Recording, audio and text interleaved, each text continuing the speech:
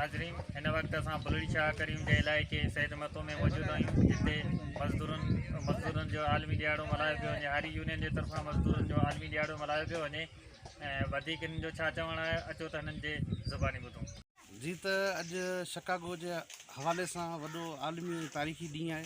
जीअं त शिकागो जे मज़दूरनि पंहिंजे हक़ वठण लाइ पंहिंजूं जानियूं ॾिनियूं, पंहिंजी शहादत माणियूं, पर सरमाएदारी अॻियां कोन झुकिया। ऐं उन्हनि जे तारीख़ी ॾींहं ते उन शहीदनि खे सलाम थो पेश करियां, जो जदोजहद करे मज़दूरनि खे हक़ वठण ऐं हक़ विढ़ण लाइ जेको असांखे सबक़ु ॾिनो आहे, त उन हवाले सां सिंध जी जेकी मौजूदा सूरत हाल आहे उहा तमामु ॾुखंदड़ आहे।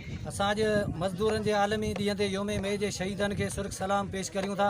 उन सां गॾु गॾु शिकागो जे शहीदनि खे बि सुर्ख सलाम पेश करियूं था। ऐं तमामु आला इख़्तियारीन खां इहो मुतालबो करियूं था त तमामु सनती इदारनि मां मज़दूरनि जी जबरी बरतरफ़ियुनि खे ख़तमु कयो वञे। मिलनि, कारखाननि, फैक्ट्रियुनि मां ठेकेदारी निज़ाम खे ख़तमु करे लेबर ला तहत सिंध जे मज़दूरनि खे हक़ ॾिना वञनि। ऐं उन सां गॾोगॾु सिंध जे हारियुनि खे सिंध टेनेंसी एक्ट तहत हक़ ॾिना वञनि। ऐं सिंध इंडस्ट्री रिलेशन एक्ट 2013 ते अमल कराईंदे सिंध जे हारियुनि खे एम्प्लॉइज़ वर्करनि वारा हक़ ॾिना वञनि।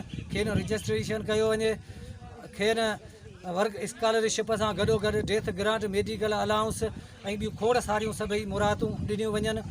उन सां गॾोगॾु असां तमामु इख़्तियारीन खे इहो ॿुधाइण था चाहियूं त तमामु कारखाननि मां ठेकेदारी निज़ाम ख़तमु न कयो वियो त असांजी हीअ जिदोजहद जारी रहंदी, पंहिंजे हक़नि लाइ विढ़ंदा रहंदासीं। जीअं हारी, जीअं सिंध। अस्सलाम वालेकुम।